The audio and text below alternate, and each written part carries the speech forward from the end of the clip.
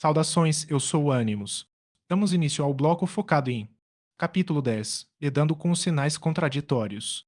Ao interessar-se por uma mulher e tentar aproximação, o homem se depara com sinais contraditórios. Alguns sinais são favoráveis à aproximação, enquanto outros são desfavoráveis. Orientar-se em meio a esta confusão de sinais ambíguos constitui uma das grandes dificuldades no ato da aproximação. Ao mesmo tempo em que a mulher parece estar interessada, ela parece não estar. Os sinais contraditórios mesclam-se em uma confusão infernal propositalmente criada, que permite à espertinha esquivar-se das investidas sob o argumento de que não está interessada, ou você entendeu tudo errado. Em alguns casos, esta ambiguidade permite até mesmo que a mulher acuse o homem de assédio, apesar dela ter enviado sinais favoráveis. É a ambiguidade que permite a falsa acusação de assédio sexual. A mulher atrai o homem por meio de sinais favoráveis, como o pescador atrai o peixe com a isca do anzol. Devido a esses perigos, o homem procura por certezas, mas somente muito raramente as encontra. Pelo comum, as certezas somente são oferecidas por mulheres muito desesperadas, seja por serem interesseiras, seja por serem excluídas do critério seletivo dos homens, seja por estarem sendo tragadas vivas pelo desejo de serem invejadas pelas rivais. A procura masculina por certeza se deve à necessidade real de não se expor aos perigos da falsa acusação, das armadilhas de atrair e fugir, de atrair e repelir, de extorquir dinheiro por meio de manipulações e assim por diante. É justamente por tais motivos que a certeza é negada e que nos é oferecida a ambiguidade do comportamento paradoxal. E é também por tais motivos que temos que desenvolver meios de obter certezas, desarticulando as artimanhas do comportamento de duplo sentido. Assim, sempre que você estiver na fase de aproximação e abordagem, tenha em mente isso, ela te enviará sinais contraditórios e se comportará de forma dupla porque quer tê-lo na palma de sua linda mãozinha. Quer domá-lo como um cão, através do desejo, colocar-lhe cabrestos, ou melhor, coleira, mas dá no mesmo e conduzi-lo para onde lhe der vontade. Esse jogo de duplos sinais visam preservar o seu desejo e a sua dúvida, impedindo de ter certezas. Ela jogará até o extremo e não se cansará, porque este jogo a excita. Quanto mais você jogar, mais ela irá gostar e será capaz de manter a indefinição por anos a fio, sem a menor perturbação.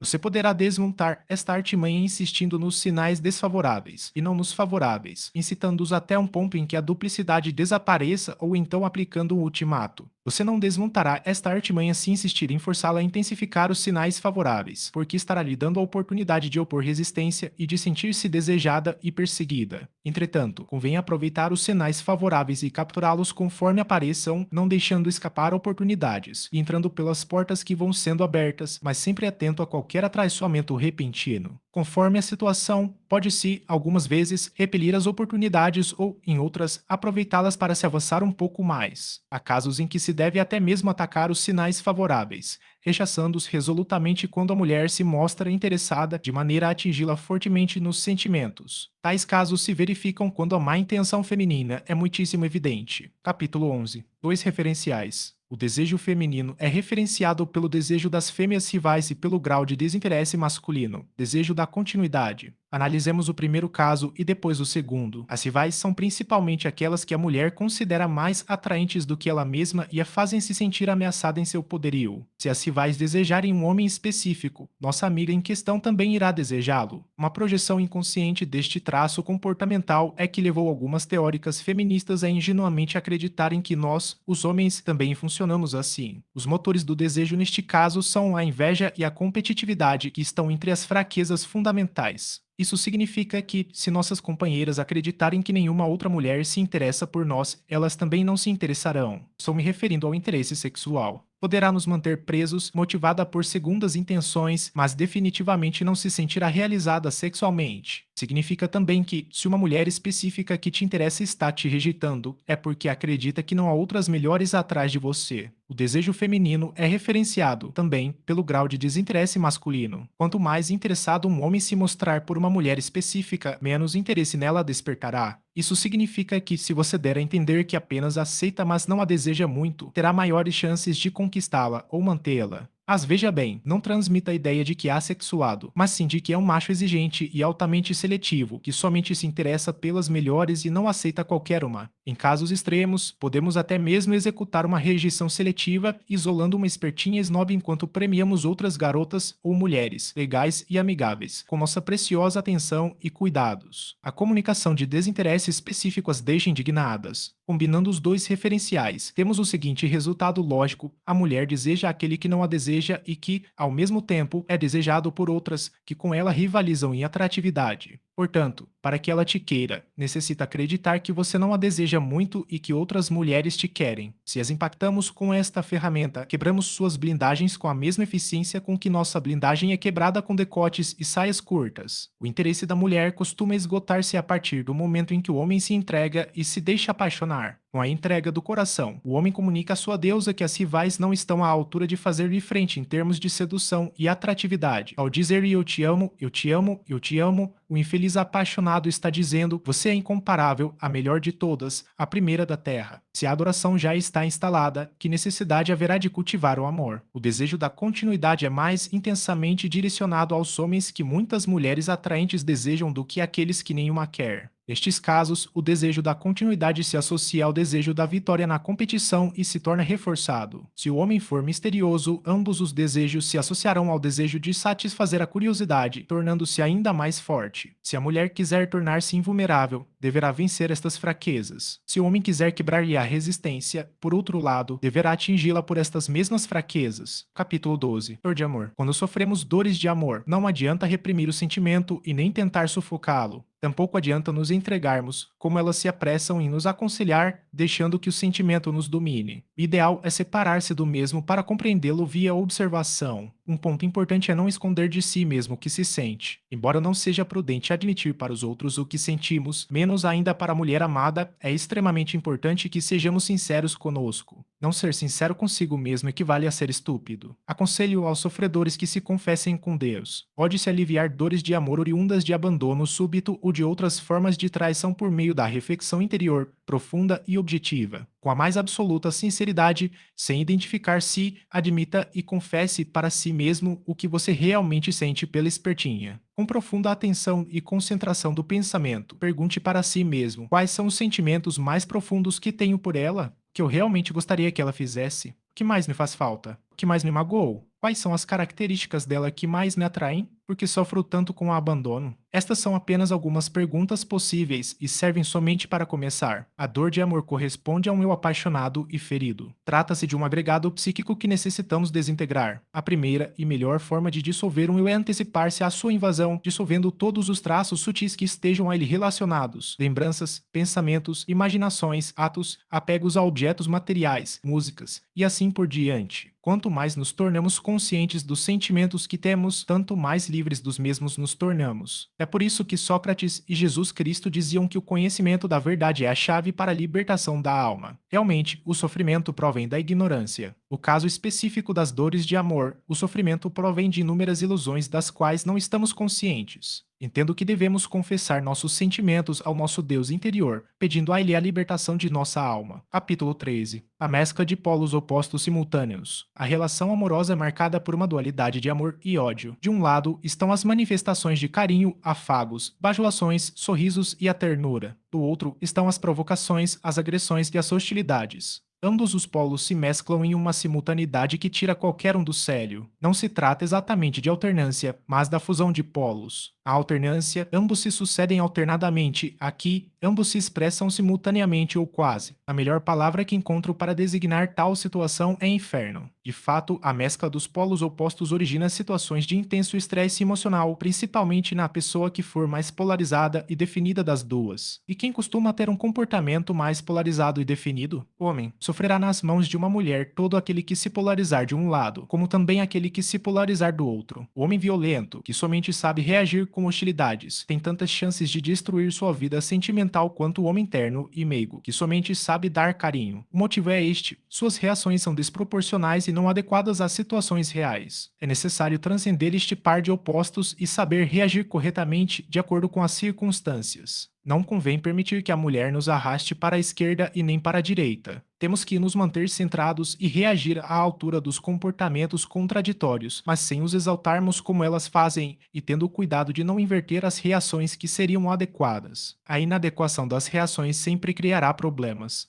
Comportamentos positivos, carinho, ternura e assim por diante requerem reações correspondentes de nossa parte não exageradas, porém, enquanto comportamentos negativos, provocações, hostilidades, ataques histéricos e infernizações de todo tipo requerem atitudes firmes e rigorosas no sentido de desarticulá-los. Os livros dediquei-me, por necessidade, exaustivamente ao estudo dos aspectos desagradáveis do feminino e da relação amorosa, uma vez que havia escassez de material a respeito desse lado obscuro. Eu encontrava muito material exaltando as virtudes femininas e enaltecendo o amor romântico, mas muito pouco tratando da crueldade amorosa e do sofrimento amoroso do homem. Senti que havia necessidade de um equilíbrio e este foi o motivo pelo qual o lado obscuro despertou tanto o meu interesse. Dito de outra maneira, poderíamos afirmar que a mulher se comporta em relação a nós de forma agradável e desagradável, ora simultaneamente e ora alternadamente. Os comportamentos agradáveis formam um polo positivo e os comportamentos desagradáveis formam um polo negativo. Seu comportamento não é polarizado e nem definido. Tentar fixá-las em um polo à força é perda de tempo. Além disso, seus aspectos agradáveis e desagradáveis podem apresentar vários graus de intensidade, indo de leves e tênues até certos extremos exageradamente intensos. Assim é que temos que desenvolver ambas as capacidades dentro de nós mesmos. Necessitamos ser capazes de lidar com os dois polos, tanto alternadamente quanto simultaneamente. Isso implica em não termos expectativas,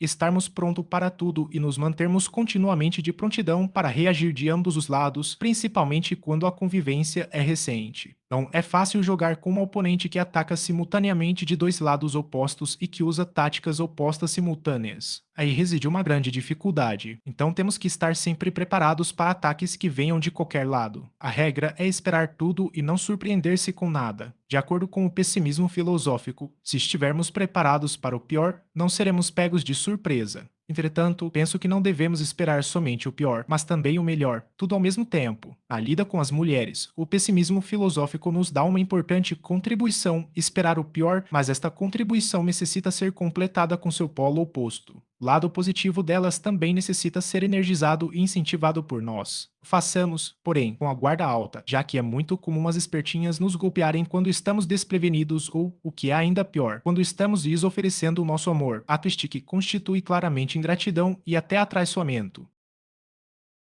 Capítulo 14. Morinido. Enquanto a paixão não está instalada, é muito fácil repudiá-la. Em tal etapa, basta nos mantermos vigilantes contra tudo o que possa brotar dentro de nós no que se refere ao encantamento. Muito diferente é a situação daquele que comete o erro de se deixar levar pelo encantamento, ou feitiço. Quando cometemos este erro, caímos num jogo oscilatório de amor e ódio que nos causa imenso sofrimento e ocasiona muitos prejuízos à saúde. As trapaças emocionais são verdadeiros estelionatos do amor. São armadilhas para se obter os sentimentos do outro sem dar nada em troca. Consistem em acender expectativas e esperanças para frustrá-las após a entrega do coração. Trapacear o outro é enganá-lo, induzindo-o a acreditar que é amado quando na realidade não o é. A trapaça amorosa, o amor e a sinceridade fluem de forma unilateral e unidirecional, uma vez que uma das partes visa apenas se aproveitar e explorar. As mulheres que trapaceiam no amor são muito semelhantes a qualquer golpista e adotam o mesmo modus operandi. Contam com a credulidade da vítima e instrumentalizam sua sinceridade. Operam também como os vendedores charlatães, que fascinam seus clientes e vendem produtos que não existem. São farsas ambulantes. O caminho é nos precavermos com presciência e ceticismo. Podemos dizer que o mercado sexual e amoroso é controlado por elas, que fazem as leis e ditam as regras. Os ingênuos caem repetidas vezes nos golpes desonestos até o dia em que, após muitas experiências desagradáveis, aprendem a se prevenir contra os mesmos antes que aconteçam.